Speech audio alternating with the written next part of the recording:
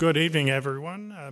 My name is Richard Cruz, and I'm co-chair of the Council on Palliative Care here in Montreal. This lecture is being sponsored by the Council, and just a couple of words about it, although I think most of you are aware of its activities. It was founded, I think, 16 years ago at the suggestion of Cappy Flanders, and at that time, there were two co-chairs, Mrs. Flanders and David Burke. The Council's activities have the Council has a fairly clear mandate to promote end-of-life care within the McGill Hospital community and the medical community, to serve as an advocate for palliative care at the political level, and to provide educational activities for the community in its broadest sense, including healthcare professionals and people living in the community. And it is not a fundraising organization, it's a service organization. And I think it has been eminently successful. This is, of course, part of its educational mandate. It's worked closely with the annual meeting on, the semi-annual meeting, International Conference on Palliative Care. A note about David Burke. David, as I indicated, was the initial co-chair of this council and had an abiding interest in this and other community activities. He was an architect. Par rapport à ses activités, il était architecte, il était secrétaire général de l'Université McGill, il était médecin reconnu, et je le connaissais quand on était tous les deux administrateurs au sein de l'organisme, et il a eu beaucoup d'impact sur pas mal d'organismes à Montréal. Malheureusement, il est décédé bien trop tôt dans sa vie suite à un accident, et depuis on trouvait que c'était important que sa contribution et son rôle soient reconnus. Et donc, nous avons toujours eu une conférence à la mémoire de David Burke depuis. Le format change parce qu'on a pas mal d'activités pédagogiques et aujourd'hui, c'est en conjonction avec la conférence internationale sur les soins palliatifs. Donc, on pense à David et on vous souhaite la bienvenue à la salle ce soir. Nous avons une activité intéressante. Dr. Kieran O'Boyle va donner la conférence de ce soir qui s'appelle les ABC de la gestion du stress. Les contributions de Dr. Boyle sont tellement longues que je vais faire quelque chose que je n'aime pas faire. Il y a tellement de choses à dire à propos du Dr. Boyle que je ne pouvais pas les apprendre par cœur, mais je vais vous dire un petit peu ce qu'il a fait dans sa vie. Et là, la scène sur laquelle il joue, il est professeur en psychologie, il est chef du Collège royal des médecins en Irlande. Ça commandite les événements. Je pense qu'il m'a dit 500 personnes inscrites dans des pays divers qui sont médecins. De 2002 à 2006, il était vice-doyen à la faculté de médecine et des sciences de la santé et il se concentrait sur le contrôle de la qualité. Il est chef du programme RCSI, Royal College of Surgeons of Ireland, et il a établi la première faculté de médecine dans une école irlandaise. Et il travaille au collège Trinity à Dublin, à l'Université de Dublin. Il est psychologue et il a travaillé au sein de la Fondation pour le développement humain. Il a un baccalauréat en pharmacologie et un doctorat en pharmacologie et il a un diplôme en théologie de l'Université de théologie et de philosophie. L'impact de la psychologie sur l'enseignement en termes de soins palliatifs et sur les soins cliniques, le potentiel de tout ça est énorme. Et je pense qu'on commence tout juste à comprendre et on a hâte d'entendre du Dr. O'Boyle. On anticipe la conférence et je pense qu'on va entendre des choses nouvelles. Merci.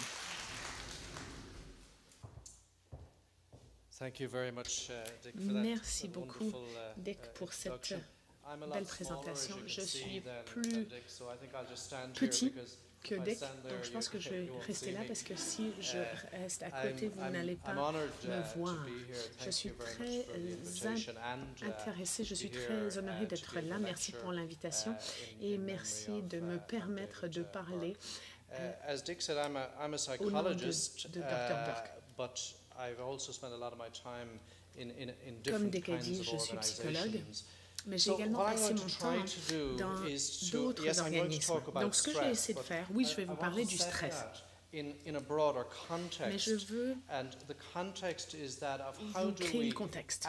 Et le contexte, c'est un contexte de comment est-ce qu'on perçoit les êtres humains, comment est-ce qu'on voit les êtres humains dans les soins de santé, dans les institutions et en général. Comment est-ce qu'on fonctionne comme être humain?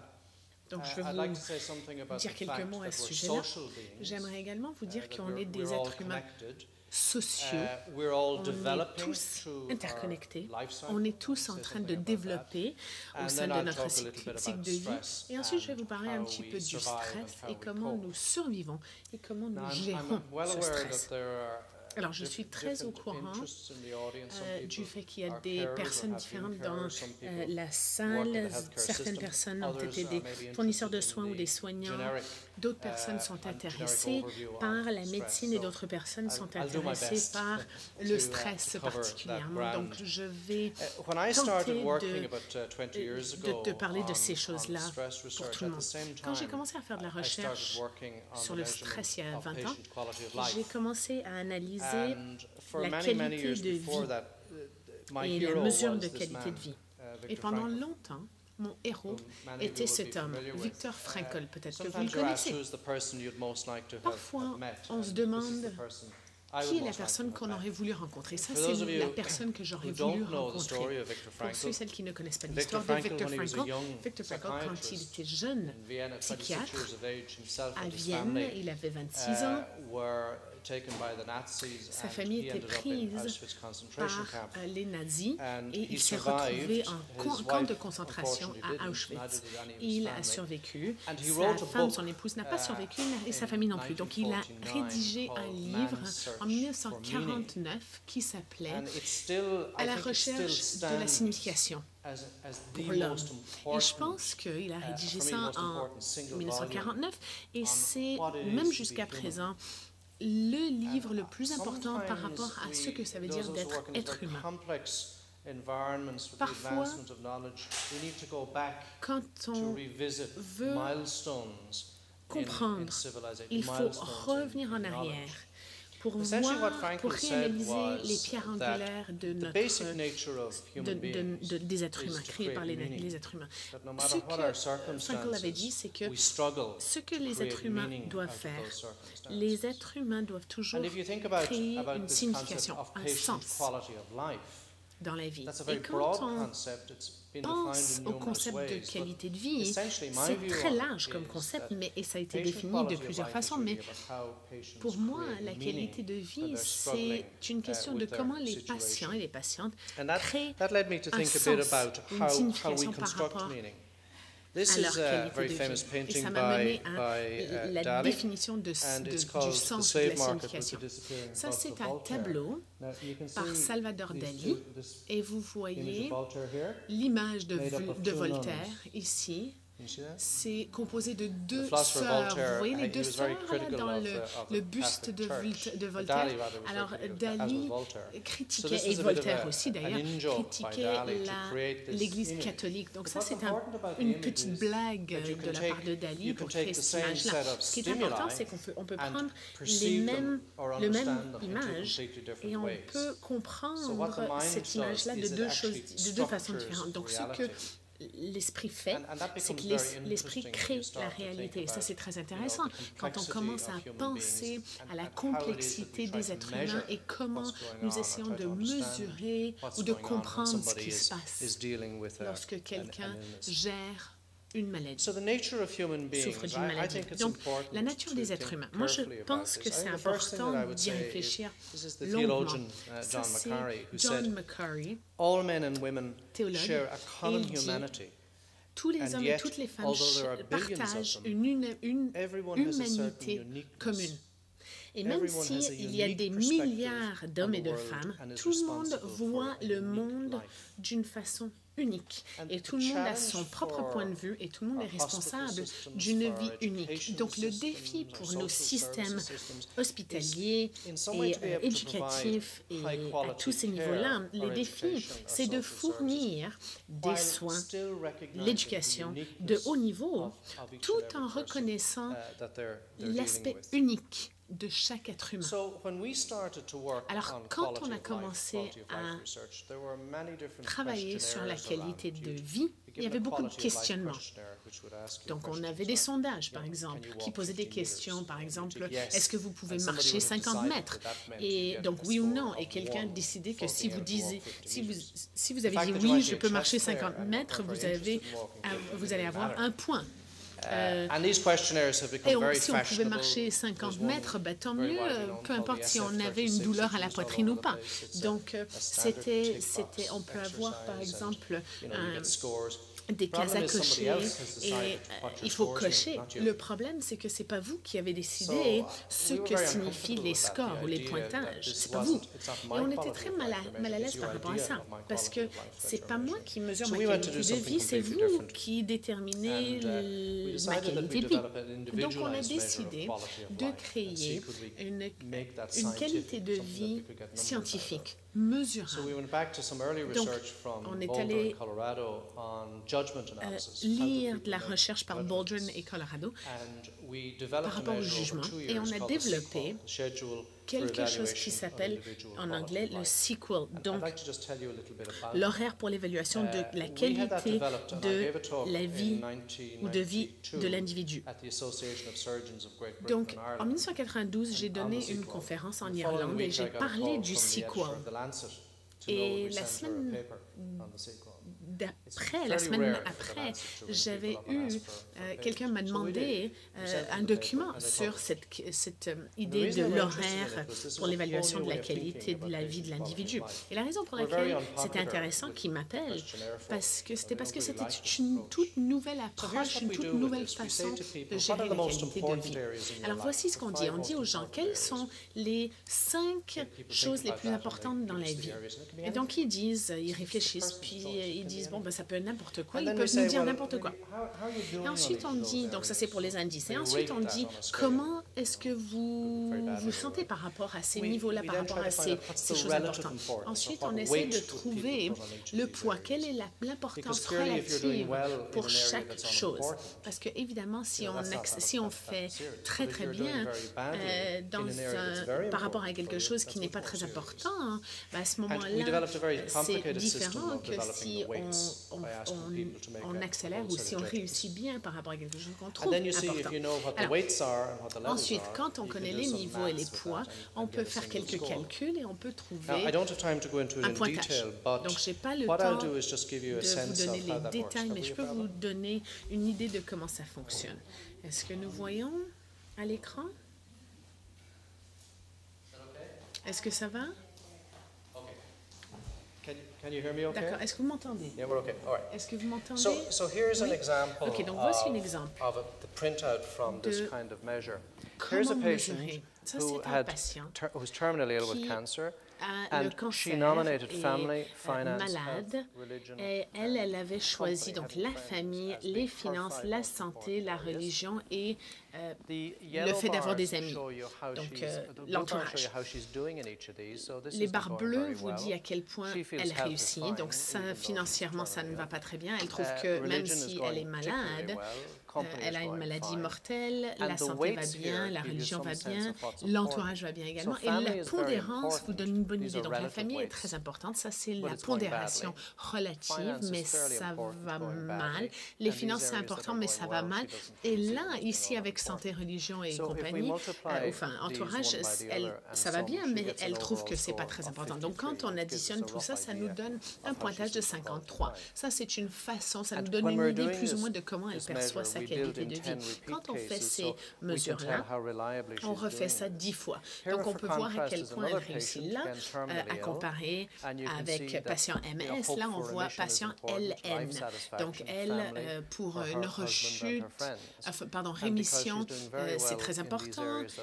Satisfaction de la vie, la famille, le mariage, les amis. Vous voyez à quel point ou ce qu'elle considère en étant important. Et les patients adorent ce tableau parce que ça donne une voix au patient ou à la patiente. La personne peut dire « ça, c'est important pour moi et j'en suis là par rapport à ce que je trouve important ».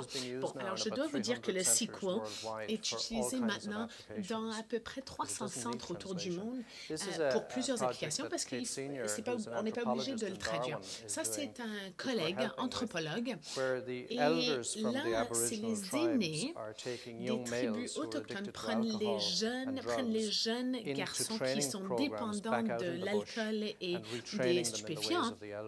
C'est les aînés qui les prennent dans la brousse pour les reformer. C'est une formation de 2 semaines et ils voulaient qu'on applique cette approche, cette évaluation sequel pour pouvoir comprendre comment les jeunes se sentaient. Donc ça, c'est le sequel qu'on avait utilisé dans la brousse en Afrique. Alors, je reviendrai à sequel, je vais vous en parler un petit peu pendant la conversation, pendant la conférence.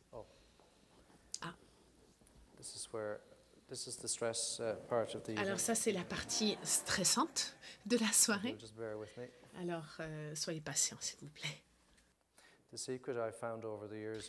secret, en fait, que j'ai découvert depuis les années, c'est de s'inquiéter des choses qu'on peut contrôler et ne pas s'inquiéter des choses qu'on ne peut pas contrôler. Bon, d'accord. Alors. That's just by way of some background. So we've said that human beings are unique. C'est une des choses que je voulais vous présenter. On a dit d'abord que les êtres humains sont uniques. Ils sont des individus et on opère en tant qu'être humain en créant du sens, la signification. L'autre chose qu'il faut dire à propos des êtres humains, c'est qu'on est fondamentalement des êtres sociaux. Alors ça vient de Beckett, Samuel Beckett. En attendant Godot, c'est le titre en français, donc vous connaissez l'histoire, c'est 2 sans-abri et il n'y a pas 2 choses qui ont lieu 2 fois.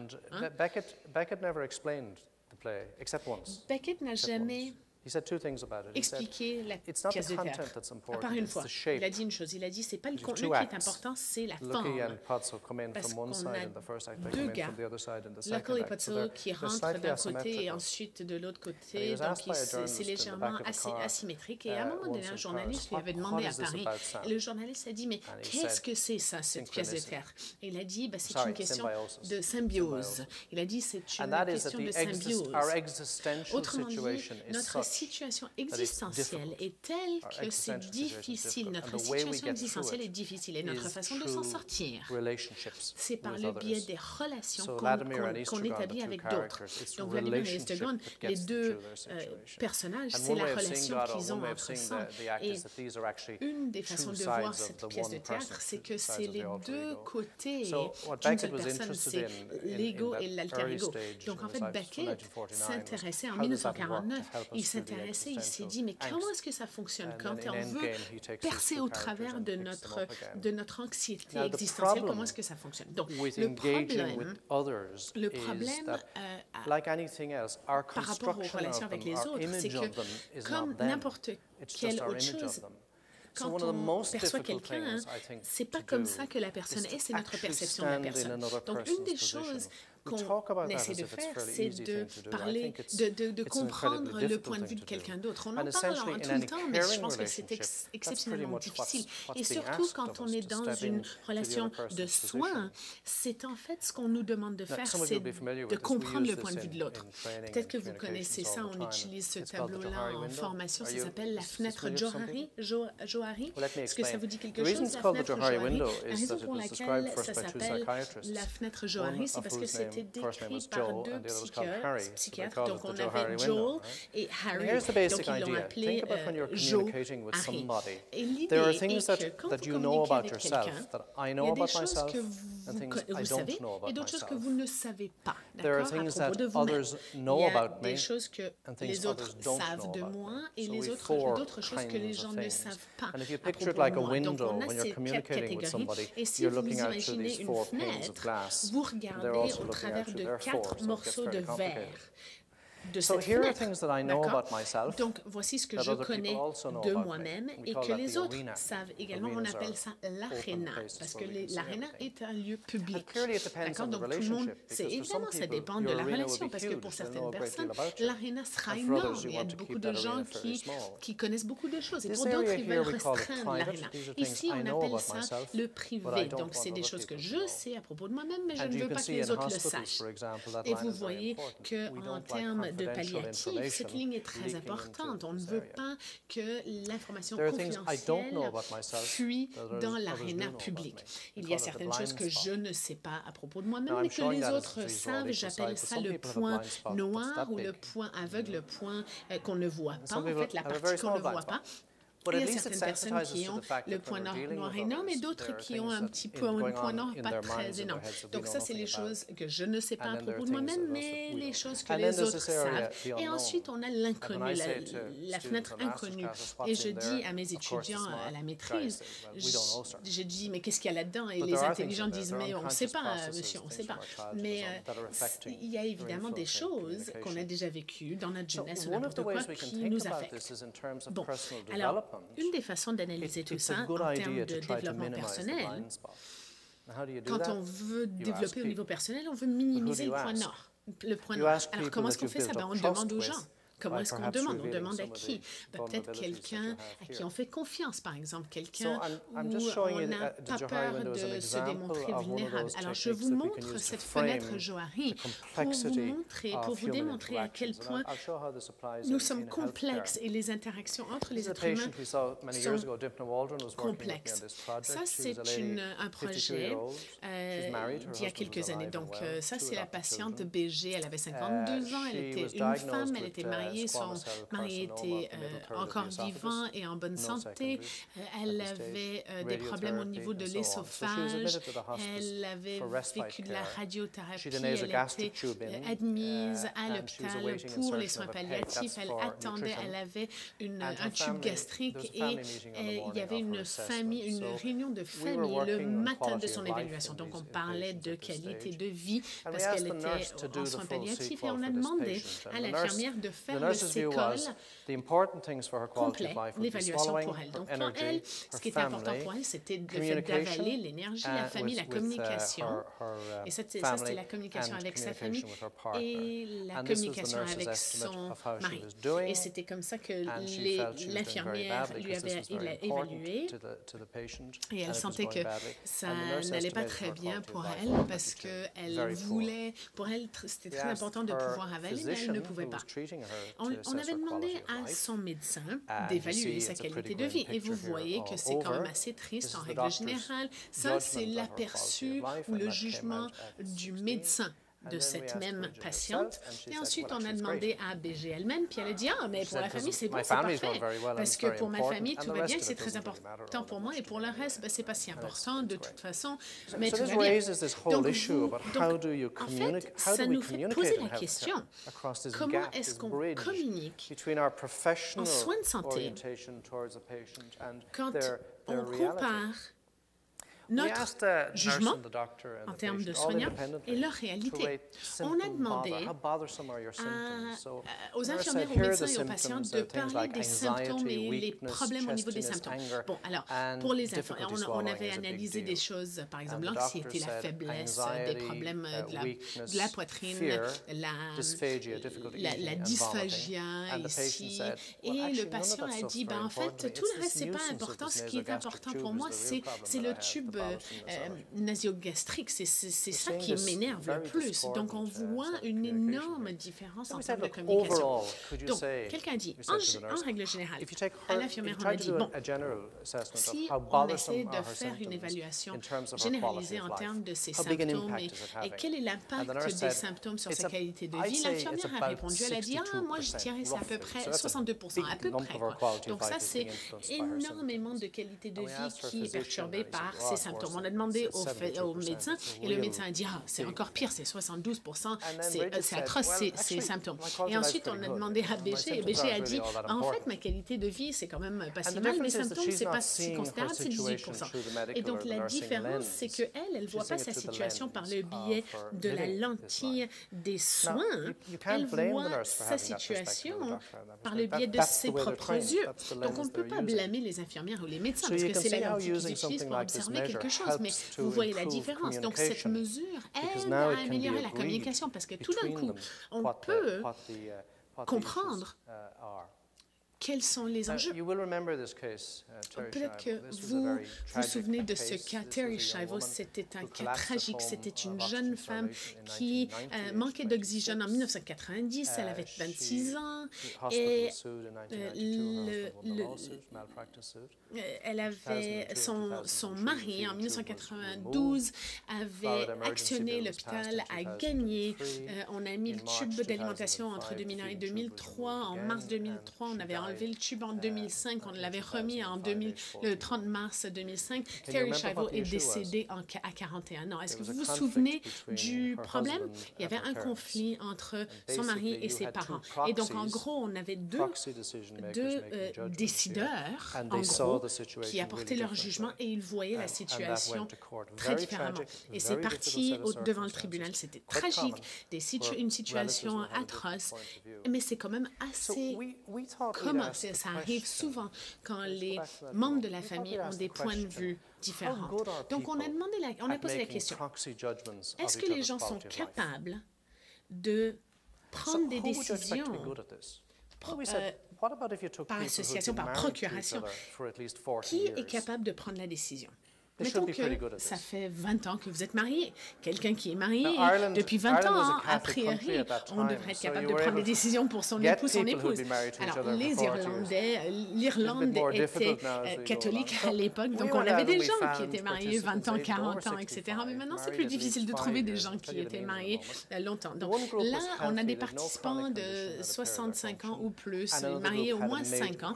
On avait un groupe qui était en bonne santé, pas d'état chronique. L'autre groupe avait des états chroniques. Donc, dans les groupes, on avait soit les deux étaient en bonne santé ou bien une personne était malade et l'autre non. On a fait une évaluation assez intéressante. On a demandé à chaque conjoint, on a dit, qu'est-ce qui est important pour moi, comment est-ce que je m'en sors et quelle est la pondération. Et ensuite, on a dit au conjoint ou à la conjointe, on a dit, ça, c'est les choses qui sont importantes à votre époux, votre épouse, et évaluez-les vous-même selon elle, selon ce que vous pensez elle ferait. Et donc, la question est à savoir, est-ce que les deux allaient pouvoir juger la qualité de vie de l'autre? Et ça, c'est le modèle, donc juste pour vous montrer. Mais en gros, ça, c'est les données. Mais je vais vous expliquer ce qu'on a trouvé. Là où c'est l'épouse qui a la procuration, la maladie n'importait peu, elle était quand même assez précise. Alors, messieurs, là où c'était le conjoint qui avait la procuration quand il devait évaluer la qualité de vie de la femme, il a mal évalué la qualité de vie de sa conjointe quand il était en bonne santé et elle était malade, et il n'était pas trop capable de le faire quand il était en bonne santé et elle était en bonne santé. Il était plus précis quand il était malade lui aussi.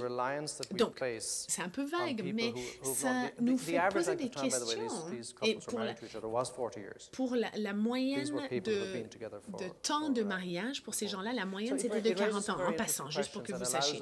Donc ça nous fait poser des questions. On se demande comment est-ce qu'on devrait analyser tout ça. Alors ce que je dis, c'est qu'on est très unique, on crée notre réalité, on crée notre sens et notre signification. La qualité de vie, c'est quelque chose de très personnel. Et quand on commence à analyser tout ça, il faut qu'on soit prudent. Parce qu'il ne faut pas oublier qu'on est en train d'analyser le modèle de quelqu'un d'autre. Et il ne faut pas empiéter sur la décision de l'autre. Alors, quand on parle de signification et de sens, on parle également de développement. Ça, c'est une citation de Rainer Maria Rilke, un poète allemand. Il avait dit la chose suivante. Il a dit, on vit un livre étrange. On avance ligne par ligne et on n'a pas le droit de lire la page suivante avant que le vent tourne la page, mais on revient souvent à des passages qu'on a déjà lus, ça réapparaît sous nos yeux et on fait ça souvent, surtout quand le vent monte et quand une feuille tremble sous nos doigts. Et Rilke, il avait rédigé ce paragraphe-là quand il avait 26 ans pour un autre poète. Alors, on est toujours en train de développer. Jung a dit que la force motrice, est une question de se rendre compte de soi-même. Il a également dit qu'après l'âge de 35 ans, tous les problèmes sont basés sur la religion. Bon, il ne voulait pas dire religion. Ce qu'il voulait dire, en fait, c'est qu'on lutte constamment par rapport au sens. Pourquoi est-ce que je suis là? Pourquoi est-ce que je vis ma vie comme ça? C'est des questions comme ça, des questions clés qui reviennent pour nous en tout temps. Avant l'âge de 35 ans, on s'inquiète, on s'occupe de la famille, de la carrière et tout ça. Mais à partir de l'âge de 35 ans, notre voix interne devient plus importante. On commence à écouter les voix internes. Et il y a quelque chose de métaphysique ou de transcendance. Alors, ce que je vous dis, c'est que pour pouvoir comprendre quelqu'un, il faut qu'on sache que cette rivière bouge et selon les citations, on ne peut pas mettre le pied dans la même rivière deux fois. C'est vrai parce qu'on change. Nous, on change et la rivière change. Alors, nous avons analysé, donc, le ALS, c'est une maladie de la force motrice, et ça, c'est une détérioration en termes du fonctionnement de la personne sur 6 mois, et voici l'évaluation de qualité de vie pour la même période. Vous voyez que ça augmente. Alors, c'est une question de développement parce que la personne s'adapte toujours à son état. On n'est pas passif en termes de notre maladie, on s'adapte et c'est ce que les êtres humains font. Alors, je voulais vous présenter un peu tout ça pour contextualiser le stress et la gestion du stress, contextualiser dans le contexte des êtres humains. J'espère que c'est clair. Je vois ça, en fait, c'est quelque chose de beaucoup plus large que simplement d'apprendre des façons de gérer le stress. Donc, parlons de cette histoire de stress. Quand les psychologues parlent de stress, on a une définition très précise en tête. On parle de quelque chose. En fait, le stress surgit quand il y a un conflit entre les demandes perçues et la capacité de gérer perçue. Alors, quel est le mot le plus important dans cette définition-là? Oui, c'est perçu, la perception. C'est la perception des demandes et la perception de notre capacité de gérer. Alors, voici la chose importante. On a tous des demandes, d'accord? On a tous une perception de ces demandes. Est-ce que ces choses-là sont urgentes? Est-ce que c'est difficile, pas difficile, etc. Et d'un autre côté, on a la capacité de gérer les choses auxquelles on fait face. Donc, selon notre personnalité et la façon dont on a été élevé, stressé et on a un certain jugement, d'accord? Bon, il y a un équilibre, en gros.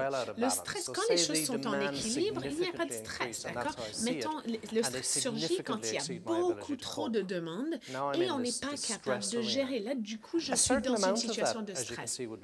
Mais un certain niveau de ça, c'est peut-être simplement des défis. Parce qu'on peut, quand c'est légèrement en déséquilibre, on peut interpréter ça en étant un défi. Mais quand il y en a trop de demandes, il y a trop de demandes, pas assez de capacité de gérer, ça cause le stress. Et là, on peut voir ça dans l'autre sens également, où il y a pas assez de demandes, la vie devient trop plate. Donc, c'est une idéologie, en fait. On crée le sens et la signification, mais on crée le stress également. Ça, c'est la première chose. La deuxième chose, et ça, c'est très important, c'est que vivre une situation où il y a beaucoup de pression, ce n'est pas forcément problématique. Là, on a analysé la relation entre la pression qui augmente et la performance par rapport à n'importe quelle chose. Donc, un chirurgien en bloc opératoire, quelqu'un qui conduit une voiture, quelqu'un qui donne une présentation, n'importe quoi. S'il n'y a pas de pression, on voit ce qu'on appelle l'ennui. Ça, c'est le zone de confort où la performance, ça va, mais ça peut s'améliorer. Ça, c'est le zone étalée où la performance augmente un peu et on nous lance des défis et on affronte le défi. Là, on a, c'est étiré. Là, on a la section étirée et là, c'est panique. Qu'est-ce qui se passe quand on panique? La performance chute. J'ai passé à peu près 10 ans de ma vie comme consultant pour les compagnies aériennes. Je sélectionnais les pilotes et on cherchait des pilotes qui étaient dans le zone de confort. On ne veut pas les pilotes qui sont en état de panique. Vous ne voulez vraiment pas le pilote que dès que le moteur lâche, vous ne voulez pas de pilote qui panique. Et ils sont choisis en conséquence. Les pilotes sont choisis pour ça. Même mais maintenant, les pilotes disent que parce que les avions ou volent par des ordinateurs, le pilote dit que la meilleure équipe, c'est un pilote et le chien. Et un chien, le rôle du chien, c'est de mordre le pilote si jamais le pilote essaie de toucher au piton. Bon, alors, ce que j'essaie de vous dire, c'est que jusqu'à ce point-ci, vous voyez que la pression, c'est pas mauvais. D'accord? La pression, c'est bon. Mais quand cette pression commence à s'étaler et à s'étirer, à ce moment-là, c'est pas bon. Et c'est différent par moment. Parfois, on peut confronter le monde et à d'autres moments, on panique et on s'écroule. Donc, mais c'est très individuel. Donc, revenons aux patients maintenant. Ça, c'est quelque chose qu'on avait analysé. Ça, c'est les fardeaux ou charges des soignants. Il y a beaucoup de détails, il ne faut pas s'inquiéter. On analysait donc le niveau de fardeau. Il y avait deux groupes, donc groupe de fardeau élevé et groupe de fardeau faible. Et donc, on avait deux groupes. Le bleu, c'est faible et le jaune, c'est élevé. Il y avait deux groupes. On avait qualité de vie faible et qualité de vie élevée. Et vous voyez que le problème principal, c'était un comportement qui perturbait chez les conjoints. Ça, c'est en termes de cognition, c'est la perte de mémoire et tout ça. Mais en fait, le plus grand problème, c'était les comportements qui perturbaient. Donc, vous pouvez voir ce genre de modèle en termes de stress. Donc, comment est-ce qu'on répond de façon émotionnelle, psychologique, physique, etc. Bon. Quand on parle de soignants, que ça soit prendre soin des familles ou des professionnels, il y a deux choses. On appelle soit le burn-out ou la fatigue de compassion. Je ne vais pas m'attarder là-dessus, mais je pense que ça, c'est un bon exemple de burn-out. Freudenberger disait que pour une fois, ou une fois il y avait une structure vitale, tout ce qui reste, c'est les restes d'énergie et un vide. Donc, c'est une bonne description. La fatigue de compassion, c'est un peu comme le stress ou le stress post-traumatique. Donc, on voit ça souvent chez les gens qui prennent soin de quelqu'un en soins palliatifs. Il y a beaucoup de façons de gérer des gens qui ont pris soin, qui étaient des soignants au long terme, mais c'est problématique. Donc nous avons vu cette relation complexe entre quelles sont les demandes, qu'est-ce que les gens nous demandent, qu'est-ce que la vie nous demande, notre capacité de gérer, et tout ça, ça dépend des gens. Maintenant, ce que j'aimerais faire dans les dernières parties de cette présentation, c'est que j'aimerais vous parler des grandes approches, des grandes lignes qu'on a pour gérer la pression et le stress. D'abord, je pense que c'est important de souligner les caractéristiques de l'être humain. On est tous uniques, on crée notre monde, on bâtit notre monde, on a un besoin d'actualiser le soi. Et on a besoin de trouver des façons de gérer. Quand on enseigne des façons de gérer la vie, il y a certaines choses qu'on enseigne. Donc, le fait de pouvoir s'imposer, la capacité d'avoir une assurance ou une confiance en soi, un soutien social, créer des réseaux sociaux où on peut partager avec quelqu'un d'autre, gérer soi-même, gérer ses pensées, prendre du temps pour soi, s'occuper de soi et réduire des stratégies alternatives pour s'en sortir. Donc, les stupéfiants, l'alcool, des choses comme ça. Bon, ça, c'est une idée du livre de Stephen Covey, Seven Habits of Highly Effective People, les 7 habitudes des personnes hautement efficaces. Je pense que tout le monde finit par conclure ça, mais c'était dans son livre quand même, c'est qu'on peut s'occuper de beaucoup de choses. On a beaucoup d'inquiétudes et de préoccupations, mais on peut simplement influencer ou contrôler certaines choses. Donc, il y a beaucoup de choses ici qui nous inquiètent, mais on a absolument zéro contrôle sur ces choses-là. Et ensuite, on a des choses ici au centre, c'est des inquiétudes ou des choses qui nous inquiètent, mais on a le contrôle. Donc, les gens qui sont proactifs se concentrent sur l'influence et les gens qui sont réactifs se concentrent sur les inquiétudes. La question est à savoir, quelles sont les choses que je peux contrôler, quelles sont les choses que je ne peux pas contrôler et où est-ce que je devrais me concentrer. On entend les gens dire tout le temps « Ah, je suis stressé », mais c'est par rapport aux choses que je ne peux pas contrôler, le comportement de son employeur, par exemple, ou des bons exemples, des problèmes avec les familles de ses conjoints. Je travaille souvent au Moyen-Orient, il y a toujours une question comme ça. Les gens disent derrière un homme qui a beaucoup de succès derrière chaque homme qui a du succès, il y a quoi? Il y a une belle-mère surprise. Donc, mais gérer le stress, c'est pas juste une question de gérer les choses dans l'environnement. Parfois, c'est une question de trouver une façon alternative, une autre façon de réfléchir à quelque chose. Souvent, simplement en vivant la vie, on arrive à ce niveau-là. Il y a beaucoup d'intérêt par rapport à cette idée bouddhiste.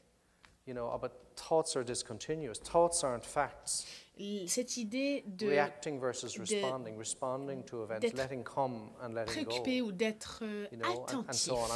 C'est une idée bouddhiste d'être attentif. Comment est-ce qu'on peut être attentif à ce qui se passe dans notre vie, mais des choses sur lesquelles on a un niveau de contrôle.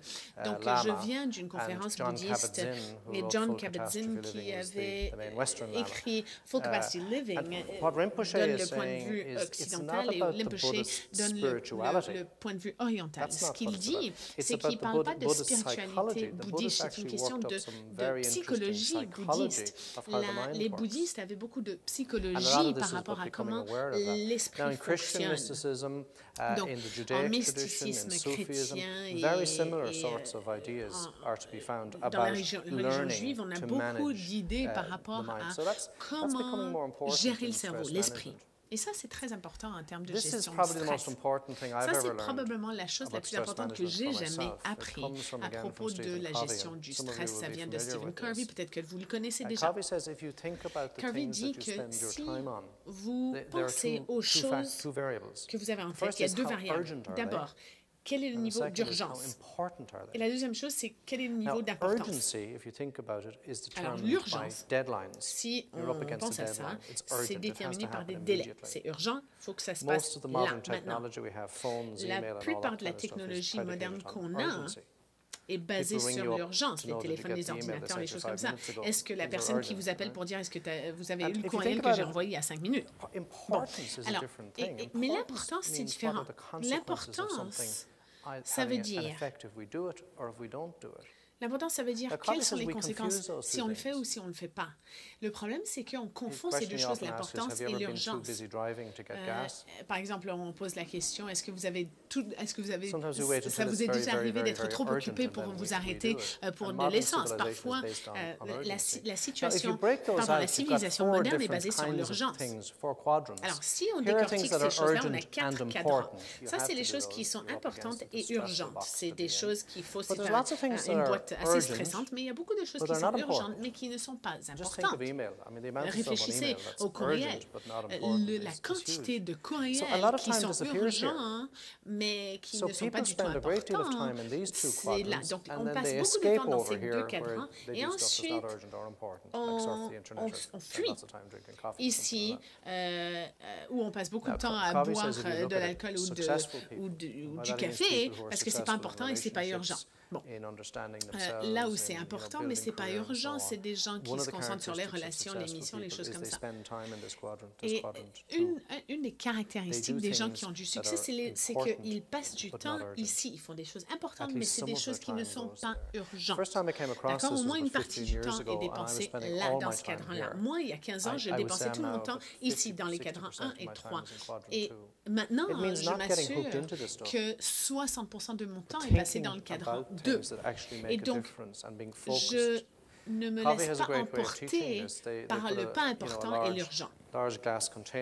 Alors, on a une idée d'un contenant en verre et on le remplit de pierres. Et ensuite, on dit, OK, est-ce que c'est plein? Non, c'est pas plein. Alors, là, on prend du gravier, on remplit du gravier. Ensuite, on prend du sable et on remplit. Et la toute dernière chose qu'on ajoute à ce bocal, c'est de l'eau. Bon, il y a une version irlandaise qui dit que la dernière chose qu'on ajoute au bocal, c'est de la bière. Mais bon, la question est à savoir, on pose la question, est-ce que c'est plein? Est-ce que c'est plein? Non, c'est toujours pas plein, mais c'est plein quand on rajoute de l'eau. Donc, les pierres, c'est la chose la plus importante dans votre vie. Et si vous ne remplissez pas le bocal de pierre d'abord, tout le reste va prendre la place. Il n'y aura pas de place pour les amis et la famille. Quelles sont les choses importantes? Il faut réfléchir. Bon, parfois c'est spirituel. On prend la famille, les amis et le spirituel et on met ça dans le bocal d'abord. Et tout le reste, ça comble l'espace vide. Et je pense que c'est une très bonne façon de penser au temps et une bonne façon de gérer le stress. Donc, 2-3 autres choses avant de conclure. Mais il y a beaucoup de bonnes recherches qui démontrent qu'une bonne façon de gérer le stress, c'est d'établir des réseaux de soutien.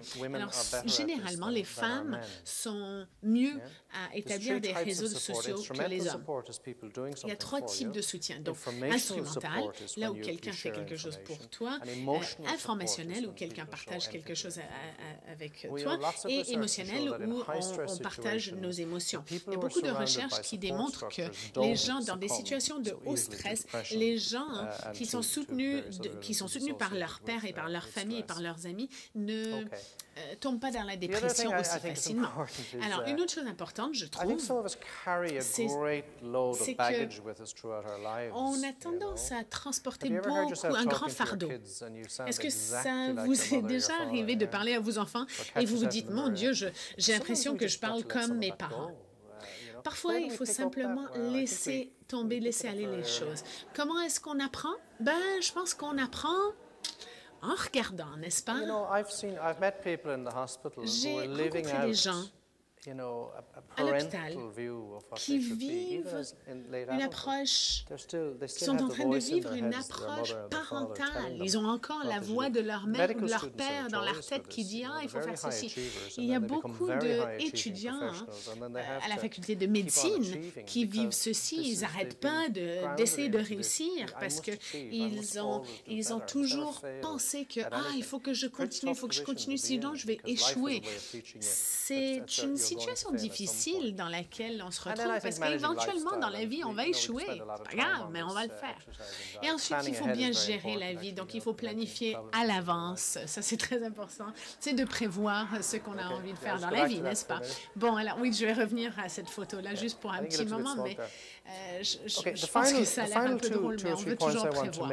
Alors, les derniers points que je voudrais partager avec vous, c'est qu'on a une toute nouvelle approche en sciences et psychologie. Et c'est important. Martin Seligman à l'Université de la Pennsylvanie, c'est le pionnier de tout ça. Seligman, en fait, ce qu'il a dit, c'est qu'il a dit que depuis la Deuxième Guerre mondiale et la loi sur les anciens combattants, la psychologie se concentre énormément sur l'anxiété, le stress. On connaît énormément de choses par rapport au stress et l'anxiété, mais on connaît très peu des côtés positifs de l'être humain, l'espoir, la gratitude, des choses comme ça. Donc, ce qui émerge, c'est une nouvelle façon de réfléchir.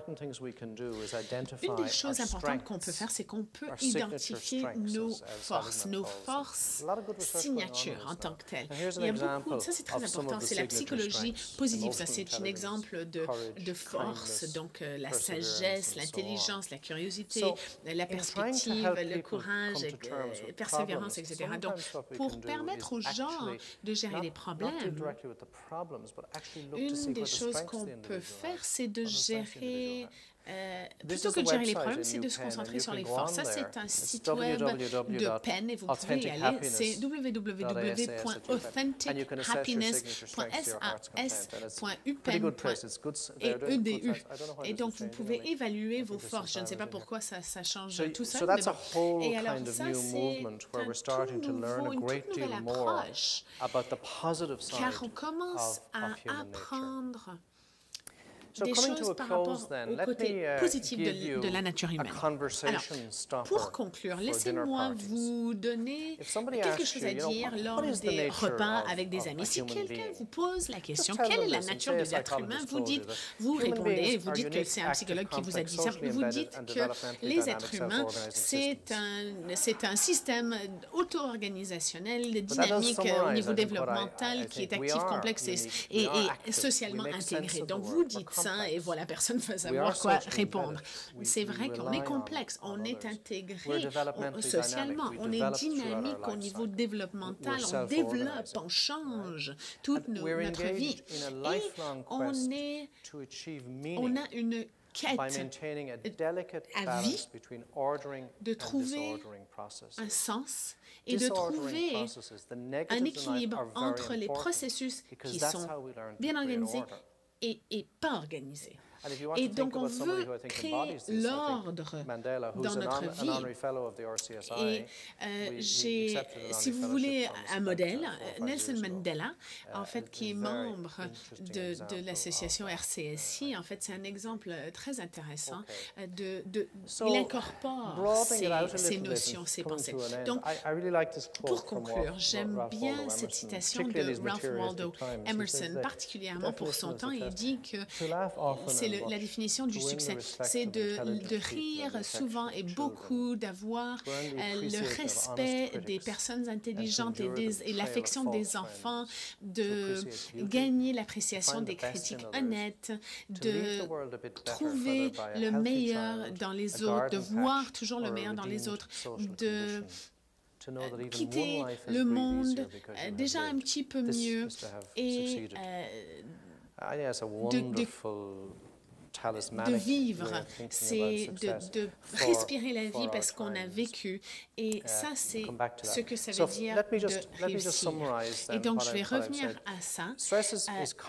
Et je vais résumer. Le stress est complexe, mais ça n'a pas besoin d'être complexe inutilement. Je pense qu'il y a beaucoup de façons de gérer le stress ou la pression. Ça dépend de la personne, ça dépend de la situation. Les choses qu'il faut garder en tête, c'est comment on gère les problèmes, comment on gère notre temps, comment on crée des réseaux sociaux, des réseaux de soutien autour de nous. Et en gros, comment on s'occupe de soi-même et le type de philosophie qu'on développe. Moi, j'aimerais vous laisser, pour ma partie, j'aimerais conclure, parce qu'on aura des questions, mais je voudrais vous laisser avec une dernière pensée. En Irlande, on avait un philosophe, John Donahue. Il était très sage, c'était un prêtre, philosophe, écrivain. Et il est décédé l'année dernière, il avait seulement 52 ans. Et il a rédigé plusieurs livres à propos de la spiritualité celtique, pas seulement en Irlande, mais à l'extérieur de l'Irlande également. Et ça, c'est une bénédiction, en fait, qu'il avait rédigé pour sa mère, qui était malade, mais c'est des paroles que j'aimerais partager avec vous à la fin. Vous ne pouvez pas venir de l'Irlande sans apporter un poème. Et donc, je voulais conclure par ce poème de John O'Donoghue. Et ça s'appelle Bannacht ou Bénédiction. Alors, le jour où le poids est un fardeau sur vos épaules et vous trébuchez, j'espère que l'argile va danser pour vous équilibrer. Et quand vos yeux sont gelés derrière la fenêtre grise et le fantôme de perdre est au sein de vous, j'espère que vous allez voir des fleurs de toutes sortes de couleurs. Et quand le canevas se déchire, et vous avez l'océan noir sous vous, j'espère que vous allez traverser un chemin de lumière de la lune qui va vous accompagner en toute sécurité jusqu'à chez vous. J'espère que la terre va vous nourrir. La lumière sera à vous, la clarté de la lumière sera à vous, l'océan va vous appartenir et la protection des ancêtres va avec vous. Et j'espère qu'avec ces paroles, l'amour va vous entourer et vous protéger lors de la vie. Merci. Thanks.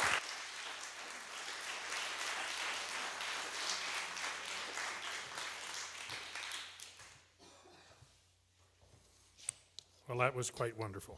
Alors, c'était We're now going to have a question and answer period Nous and a allons sort of a maintenant panel passer à la discussion. période questions et réponses et avoir une discussion de panel. Offer social commentary from a Et local pour pouvoir perspective.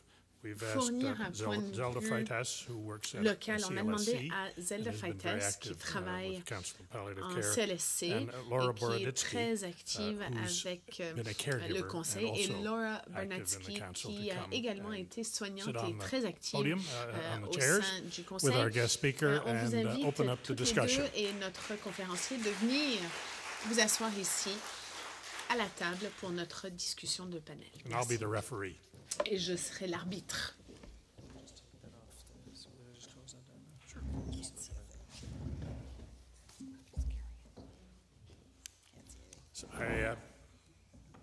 Comments, questions? Alors, avez-vous des commentaires You ou des believe all questions?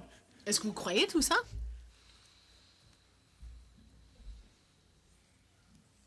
Do the panel want to start off with some comments? Est-ce que le panel veut commencer? Any way of turning off that spotlight? Est-ce qu'on peut éteindre la lumière ici sur scène, s'il vous plaît? Ça aiderait. J'ai une question. Bon, allez-y.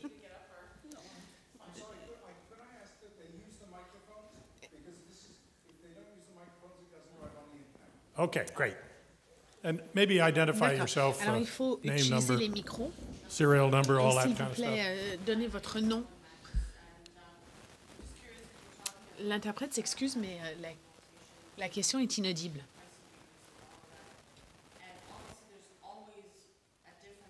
L'interprète s'excuse, mais la question est inaudible. Le micro n'est pas allumé.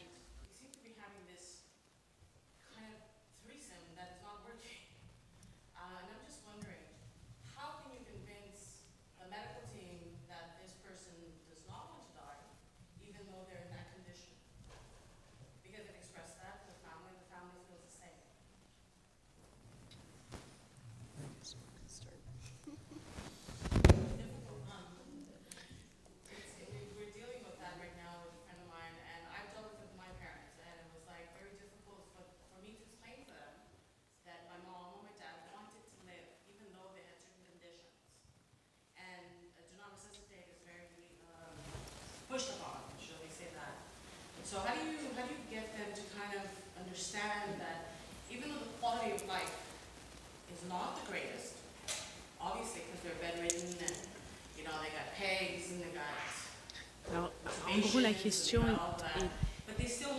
est on a des gens qui évaluent la qualité de vie en termes pas très élevés, mais ils veulent quand même vivre. Bon. Alors, quand j'ai commencé à utiliser le CEQUAL, l'horaire pour l'évaluation de la qualité de vie de l'individu, en fait, la raison pour laquelle c'était bien, c'est parce que c'était des patients qui évaluaient leur état. Et c'était souvent très surprenant. Parce que souvent, la qualité de vie des gens, selon les gens, était meilleure que ce qu'on aurait pu imaginer. Souvent, les patients disaient « Ah, je ne voudrais pas vivre si j'arrive à ce point-là », par exemple. Mais ce qui se passait, c'est que rendu à ce point-là, les gens s'adaptent et veulent continuer à vivre. Donc, là où on a, par exemple, des situations DNR, donc ne pas ressusciter en hôpital. Quand on est dans cette situation-là, souvent ce qui se passe, c'est qu'on a un bon niveau de communication, mais en termes de soignants, on a des infirmières et des médecins qui sont impliqués, on a la famille qui sont impliqués, et ensuite on a le contexte en général. Et tout ça, avec tout ça, il faut trouver l'équilibre. Nous avons besoin de meilleures façons de communiquer. Nous avons besoin d'avoir des meilleures façons de partager l'information. Ça, c'est mon point de vue là-dessus.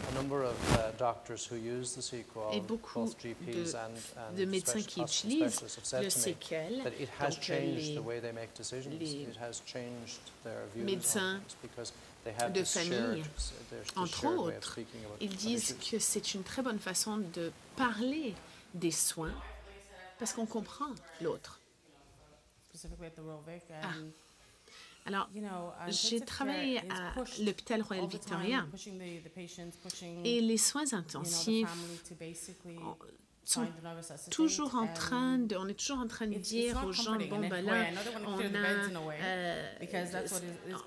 il y a une approche particulière par rapport à quoi faire. Donc, je comprends la qualité de vie et les gens qui veulent vivre. Et il y a beaucoup de gens qui se suicident parce qu'ils veulent mourir. Donc, pourquoi est-ce qu'on est là pour les arrêter s'ils veulent mourir? Et ensuite, on a un patient qui a 80 ans, mais qui veut continuer à vivre, même dans ce lit, à l'hôpital Royal Victoria, par exemple, et gère la douleur. J'avais une amie qui était très malade il y a quelques années, puis elle m'a dit « Ah, mais si je suis en chaise roulante, je vais vouloir mourir et je te laisse prendre des décisions. » Et donc, elle est tombée en chaise roulante, mais elle ne voulait pas mourir. Et là, ensuite, elle disait « Ah, mais si je suis en couche, je ne veux plus vivre. » Et moi, ensuite, j'avais cette même amie, elle me disait « Mais elle était paralysée du cou jusqu'au pied. Et elle m'a dit, mais tu me donnes une cigarette, je ne veux pas mourir. Et là, j'ai dit, bon, alors, quand tu étais mobile, quand tu étais capable de marcher, bon, tu voulais mourir quand tu étais en chaise roulante, mais du coup, elle n'avait pas envie de mourir. Pas du tout, elle n'avait pas envie de mourir. Avez-vous des commentaires? Oui, je pense que ça revient au point de transition et comment les gens s'adaptent lorsqu'ils avancent. Et donc, aujourd'hui, on s'adapte à une nouvelle situation. Peut-être qu'on va changer son avis, comme votre amie. Lorsqu'elle s'empirait, elle était capable de gérer sa maladie parce qu'elle s'adaptait. Et donc, elle s'est adaptée à son expérience et elle ne voulait pas mourir. Ça, c'est sa perception. Mais je veux revenir à cette dame ou cette mère ou cette amie de 80 ans. Ben, c'est ça, cette dame de 80 ans, elle voulait absolument vivre.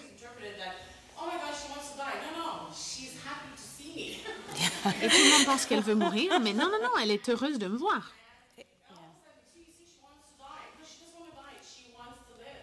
Ça revient à la perception. Oui, on a tous nos fenêtres et nos lentilles, notre façon de voir la vie. Tout le monde voit la situation différemment. Et c'est la capacité, c'est le fait de pouvoir communiquer et transmettre et communiquer ces choses-là.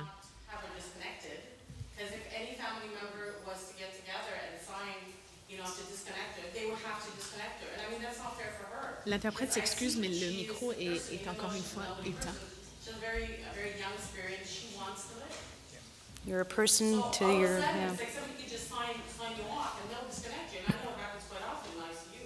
Thank you very much. Merci beaucoup, merci, oui. L'interprète s'excuse, mais ce commentaire-là n'était pas... Je n'étais pas capable d'entendre le commentaire.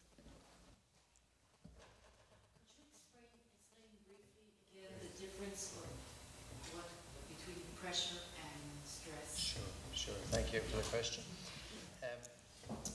Ok, donc on avait une autre question. Well, let me take an example. My son has On parlait de pression. made high school exams. Laissez-moi vous donner un exemple. Mon fils vient de commencer les examens à l'école secondaire. Il a vécu la pression de la part de moi-même et sa mère, parce que c'est un gars assez relax. Mais la pression, ça marche, parce qu'on n'était pas au point où la pression dépassait sa capacité de gérer. Si on avait été à ce niveau-là, on serait retenu un petit peu. Mais la pression, c'est là où on se sent engagé et énergisé. Peut-être qu'il y a pas mal de demandes, mais on se sent comme si on est encore capable de gérer la situation.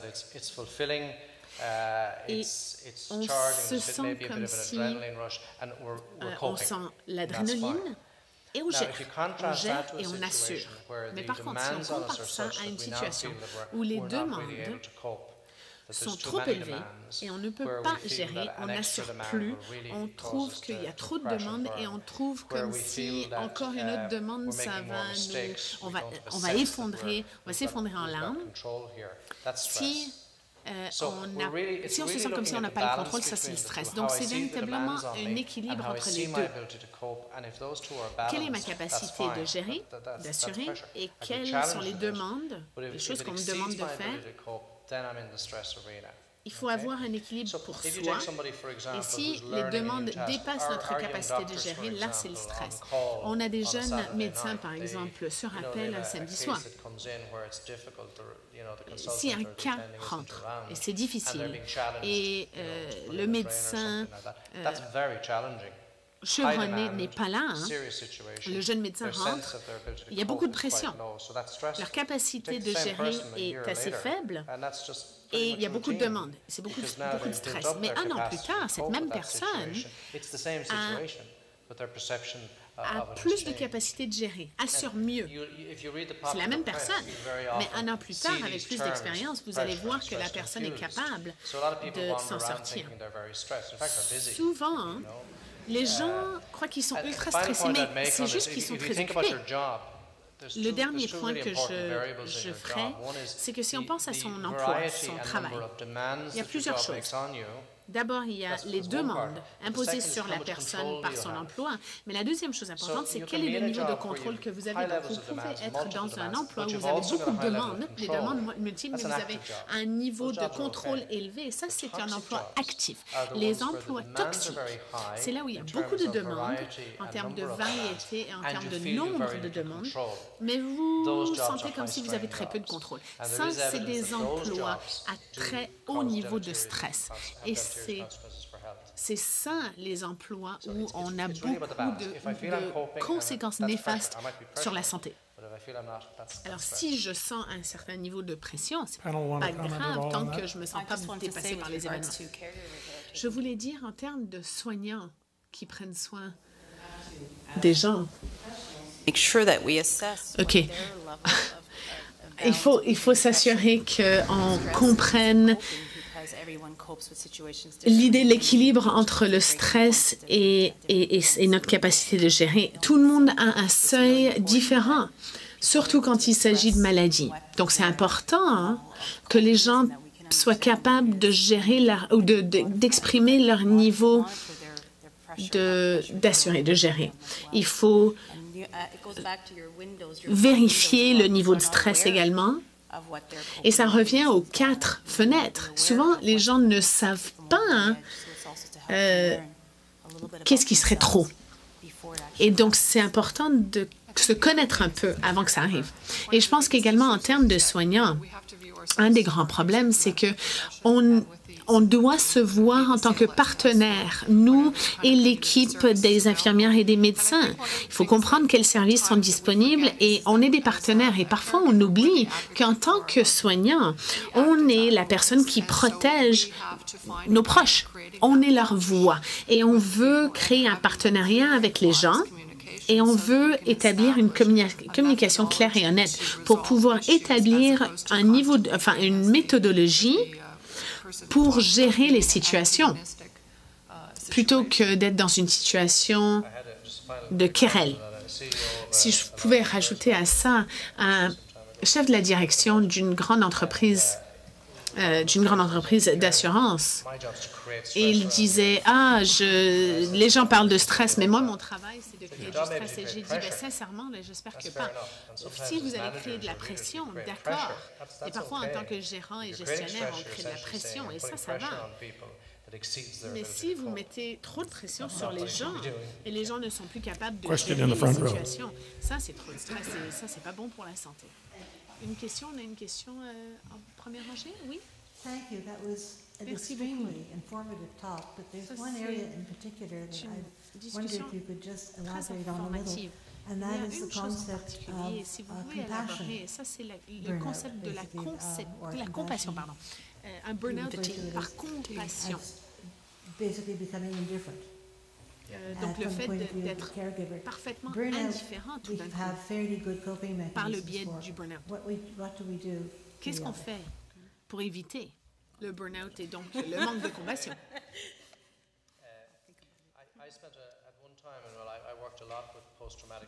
À un moment donné dans ma vie, j'ai travaillé longuement avec les gens qui étaient en situation post-traumatique, de stress post-traumatique.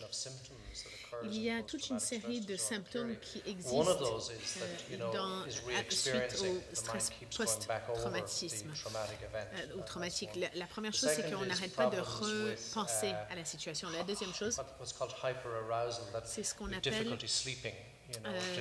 le fait d'être trop éveillé. Donc, on a du mal à dormir, on ne peut pas évacuer des choses de notre esprit et souvent, on devient irrité ou enragé. Ça peut faire partie des symptômes du stress post-traumatique ou traumatique. Une des choses que je faisais en tant que psychologue, c'est que je voulais faire un post-mortem avec les gens qui avaient vécu un traumatisme.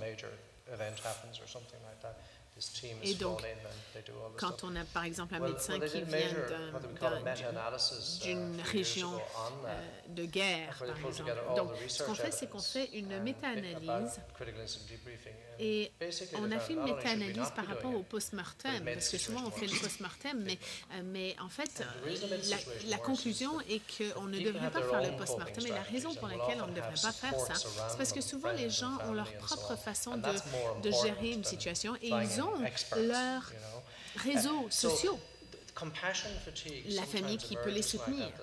Et donc, en termes de compassion, souvent les gens se sentent épuisés, enragés, traumatisés par quelque chose et les soignants se sentent traumatisés par la douleur qu'une personne aurait pu vivre, par exemple.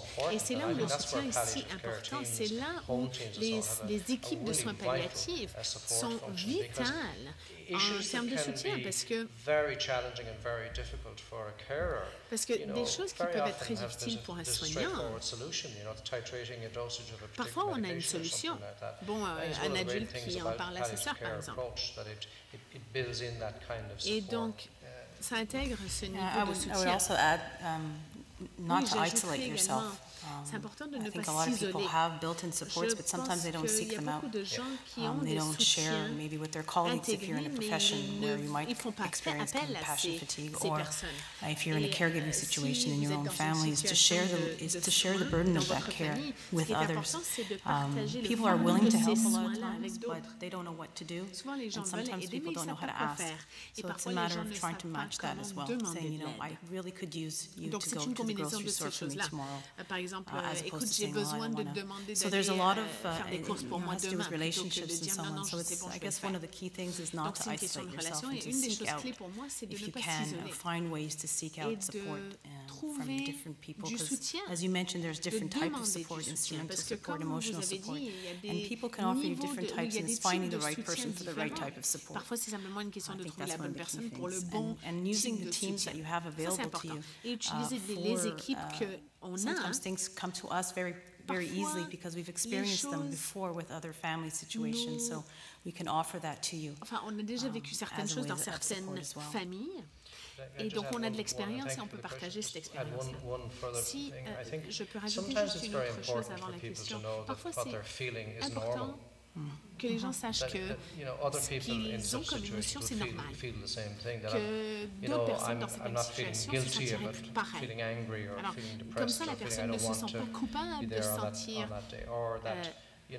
frustrée ou enragée ou triste. On nous dit que c'est normal et on n'est pas en train de virer fou, par exemple. Donc ça, c'est un autre avantage d'avoir des équipes de soutien qui nous entourent, parce qu'on peut avoir de la rétroaction. The other thing, as a caregiver, oftentimes you're learning as you go. Souvent, les soignants, pour les soignants, on apprend sur le tas. Dans ma situation, je viens du monde des affaires. Je n'ai pas un diplôme en médecine, donc j'apprends. J'ai appris rapidement quand mon mari était de plus en plus malade et était au sein du système. Donc je pense qu'on apprend à être doux et avoir de la compassion. On apprend ça sur le temps. Et du coup, la communauté nous permet d'apprendre. Parce que c'est ça la communauté. La communauté est là pour nous soutenir et pour nous enseigner. Et la communauté sera là lors du décès, par exemple.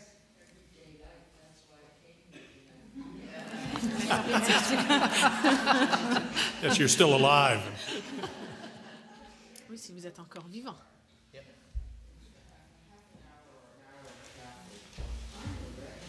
Excuse, mais les commentaires dans la salle sont Yeah.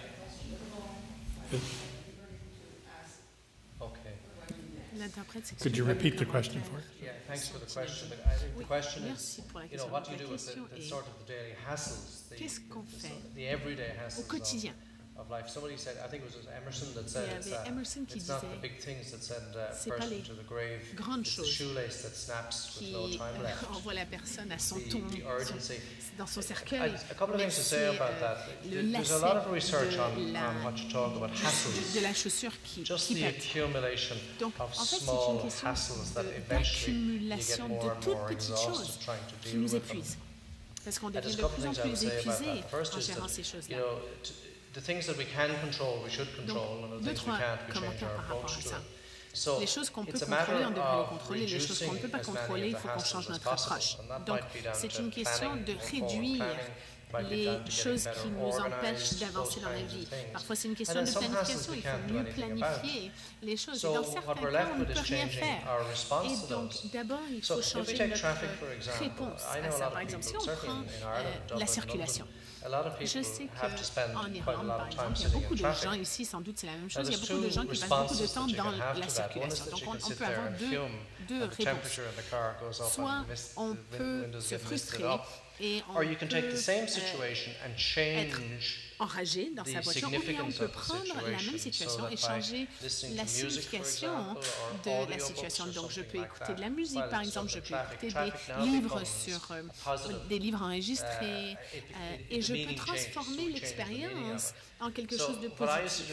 Alors, ce que je faisais auparavant, je n'ai pas besoin de le faire maintenant, mais avant, parce que moi, je passais 1 heure dans la voiture et j'en profitais J'en profitais pour écouter mon livre. Et il y avait des jours où je voulais passer encore plus de temps dans ma voiture, dans la circulation, parce que je voulais écouter la fin de mon livre. Donc c'est une question de changer notre façon de gérer la situation quand on sait qu'on ne peut pas changer la situation. Un autre exemple d'embêtement pour les gens, c'est les autres personnes. Il y avait un philosophe qui disait que l'enfer est rempli de personnes, d'êtres humains. Donc je pense qu'il y a des façons de gérer ceci, mais clairement, on ne va pas changer la personnalité de l'autre. Le fait qu'ils étaient sevrés trop jeunes ou n'importe quoi, on ne va pas changer la personnalité des autres. Alors qu'est-ce qu'on peut contrôler? Tout ce qu'on peut contrôler, c'est sa propre réaction auprès de l'autre. Donc on travaille avec des gens, parfois on travaille avec des gens qui s'enragent facilement, rapidement. Et ce qu'on fait, c'est qu'on leur donne des techniques pour changer le jeu. Bon, par exemple, qu'est-ce qui nous frustre à propos de cette personne-là? Pourquoi est-ce que je réagis de façon frustrée auprès de cette personne-là? Donc, on change le contexte. Est-ce que je peux passer 5 minutes avec cette personne sans m'enrager? On change la signification. Est-ce que je peux me mettre dans la situation de l'autre personne pour nous voir? C'est un peu comme la fenêtre de Johari. Donc, on change les choses. La seule chose qu'on peut contrôler, c'est notre propre réaction auprès de l'autre personne. Et donc, on travaille là-dessus. Mais c'est incroyablement efficace. On travaille sur notre réaction. Et on a une meilleure idée de contrôle dans ces circonstances-là. Alors, si on regarde le cadran 3, tout ce qui est urgent et non important, c'est là où les choses sont difficiles. Si vous commencez à penser aux choses qui ont l'air d'être importantes, finalement, quand on y pense, c'est pas important du tout. Quand les circonstances changent, quelles sont les choses véritablement importantes? Alors, pensez au cadran 2, les choses qui ne sont pas urgentes mais importantes. À ce moment-là, ça peut changer son aperçu, son point de vue dans la vie. Oui, question. Hi, my name is Percy, Andersey. I don't think this is working, so... Ça ne fonctionne pas. Okay. Ah, voilà. I'm an advocate for palliative care. Je soutiens les soins I know palliatifs. Frida because Je connais Frida.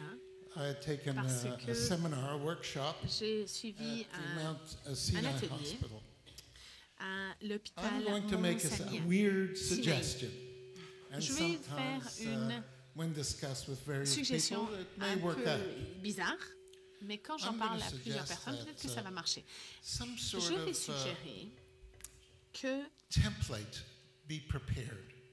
on devrait avoir une sorte de gabarit, de modèle. Il faut que ça soit préparé par je ne sais pas qui, mais en utilisant des bénévoles, et on va faire une séance vendredi et peut-être que ça peut être discuté. Self-care and self-management to prospective users un modèle pour expliquer les soins palliatifs aux utilisateurs bien avant qu'ils commencent à utiliser le système. Comment est-ce que les soins palliatifs fonctionnent? Par qui? The Neuro has a new palliative care, neuropalliative care sector. Une suggestion, peut-être que l'hôpital avec le nouveau département des soins palliatifs, c'est peut-être eux qui devraient développer ce modèle. Il y a quelque chose qui s'appelle My Toolbox ou Matrousse qui vient de l'université Stanford et c'est une méthode de gérer ces problèmes chroniques. Moi, ce que je vous suggère, c'est que ça soit simplifié et que ça soit pris par des pincettes. Et il faut que ça soit simplifié. Mais je m'exprime là-dessus parce que je trouve que les patients devraient être plus impliqués dans leurs soins a lot better than their caregivers, parce than their que professional caregivers. You just proved it. En meilleure santé que les soignants. Vous venez de le prouver. I think that's enough for a start. Je pense que c'est bon pour commencer. Thank you for bringing up Je voulais vous remercier d'avoir parlé de cette trousse, cette toolbox, parce que c'est un outil au Canada, aux États-Unis qui fonctionne. C'est un programme de soutien de groupe pour les gens qui ont une maladie chronique et ça permet aux gens d'apprendre comment vivre avec une maladie chronique. Donc, je pense que c'est un programme de 10 semaines. Enfin, vous pouvez aller le voir sur le site web mytoolbox.com et ils vont vous permettre de trouver un groupe à Montréal.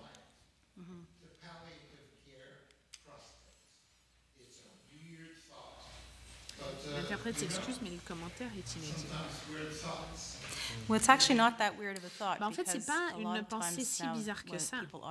Parce que souvent, quand les gens sont diagnostiqués de cancer, c'est considéré en étant une maladie chronique dans beaucoup de cas. Et donc, ce que vous suggérez très tôt, peut-être avant la diagnostic, que les gens apprennent à vivre avec leur maladie.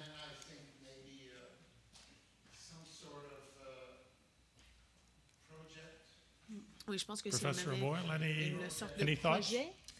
Professeur Boyle, est-ce que vous avez des pensées? Ça me fait penser à quelque chose qui arrive en termes de sécurité des patients. Quels sont les systèmes qu'on a dans les hôpitaux, par exemple, pour pouvoir améliorer la sécurité des soins de santé? Et ce qu'on a compris, c'est que les patients sont très importants là-dedans parce que les patients sont en relation directe avec le système de santé, mais ils sont très rarement impliqués dans l'amélioration des soins de santé ou de la santé. Le patient est l'expert. L'expert, c'est le patient. Et on ne prend pas le patient en compte. One more or at the most two. Bon, une autre intervention ou deux maximum? Oui, madame.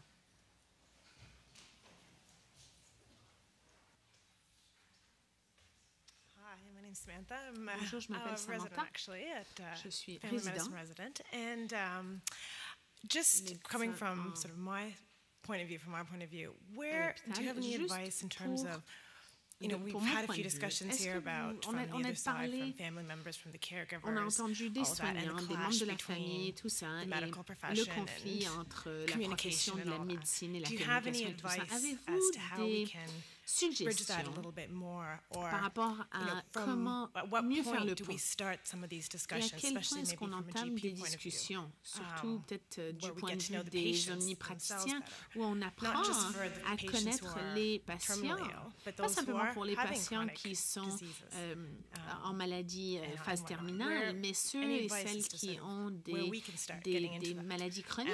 Avez-vous des suggestions? Et quand est-ce qu'on a l'expérience, quand est-ce que l'expérience joue un rôle? Pour parler de la décision de ne pas réanimer, par exemple, moi, je n'ai pas envie de faire des compressions sur la poitrine et casser leur côte parce que je n'ai pas envie que le patient vive sain ou les familles vivent sain, mais les familles ne savent pas toujours. Alors, avez-vous des pensées là-dessus, peut-être des choses que vous pouvez partager? Moi, je trouve que c'est une question intéressante. Un des problèmes qu'on a en termes d'éducation aux facultés de médecine, c'est qu'on s'est concentré énormément sur les aspects technologiques de notre éducation. Et si vous pensez à la complexité de ce que le médecin doit gérer au niveau physique, au niveau émotionnel, au niveau psychiatrique, c'est extrêmement complexe. Et une des choses que je fais pour conceptualiser, c'est qu'il y a des signes qui se traduisent en symptômes. The next layer up really is health status. So that's the functional. But if we get up to health status, we're now taking into account already more of a patient's perspective in making judgments and then I think the next level up is quality of life, and there may well be a level above that. le patient. Et ensuite, on a la qualité de vie. Et ça, c'est déjà mieux.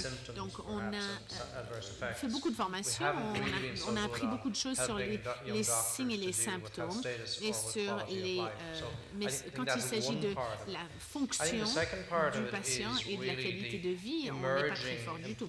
Je pense que la deuxième chose, c'est l'émergence du développement personnel et du professionnalisme et comment intégrer ces aspects-là dans le curriculum à la faculté de médecine dès le début. Donc, nos diplômés sortent avec ces compétences-là, les compétences que vous mentionnez. Mais comment est-ce qu'on peut comprendre les choses de façon efficace? Je sais que c'est quelque chose qui change petit à petit dans les facultés de médecine à McGill et ailleurs. Mais clairement, il faut apprendre d'une certaine façon. On n'empire pas les choses, mais on permet aux choses de s'améliorer. Je sens que petit à petit, on revient un peu à cet aspect humain. Souvent, c'est déshumaniser notre approche à la médecine. Il y avait un article dans le New Yorker qui parlait de la technologie en médecine et comment on perdait de vue l'être humain.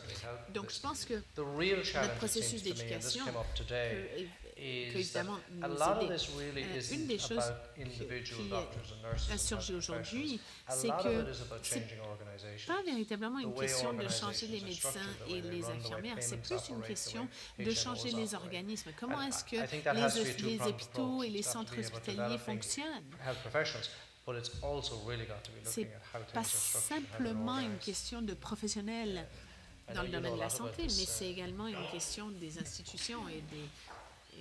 One of the comments I would have is that while we learn a lot about teaching at McGill from the palliative care sector, because that's where people actually get to be the doctors that we all wanted to be when we got into training, the other place we're taking a lot of our teaching and learning from is family practice, because of the beauty of the relationship between the physician and the patient. So I commend your choice of career and I really appreciate your question, but for me, all of it comes back to technology or no technology. I mean, I come from a research background where I lived in technology and fetal oxygen saturation for 5 years and escaped to McGill to learn about relationships in medicine. And everything that you describe in the challenge of the DNR and the resuscitation and the disturbing images and all of those things that you worry about may not be of concern to this lady here who really wants the patient to be heard and have their wishes be respected by the profession. So for me, it comes back to relationship. How do we teach the medical students how to build that patient-physician relationship? Remember, without patients, there are no physicians. And really meeting the patients where they are. And one of the things I got from this morning was relationship is very close to expectation, realistic expectation, unrealistic, mismanaged, mismatched. And relationship with a proper discussion, which I have with my family doctor, maybe not necessarily in the hospital, is what's important to you? What do you expect from this? How can I help you by telling you what you can change and what you can't change? And let's move forward together with something that's negotiated that we all understand. And you may have noticed a certain similarity of accent.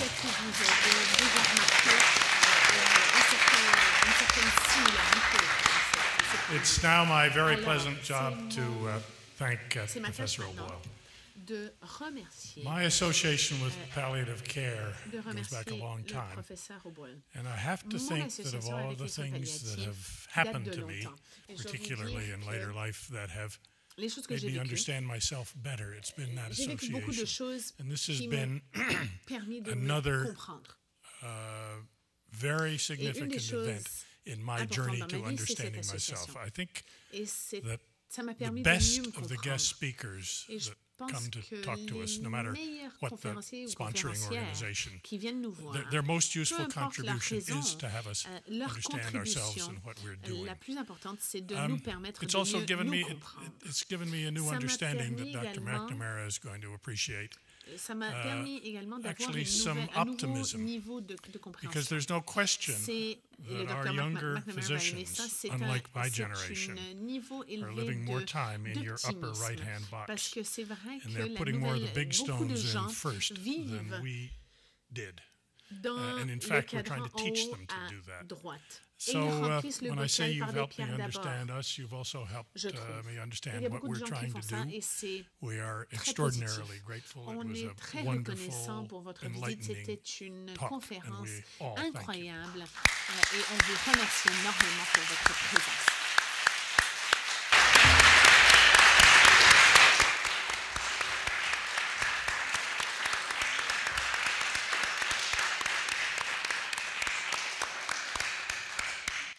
And everyone have a good evening.